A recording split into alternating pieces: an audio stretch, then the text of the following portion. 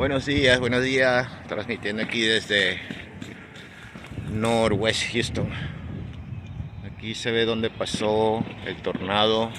Allá están los árboles doblados. Fue donde pasó el centro del tornado. Muchas casas sin techo, no hay electricidad.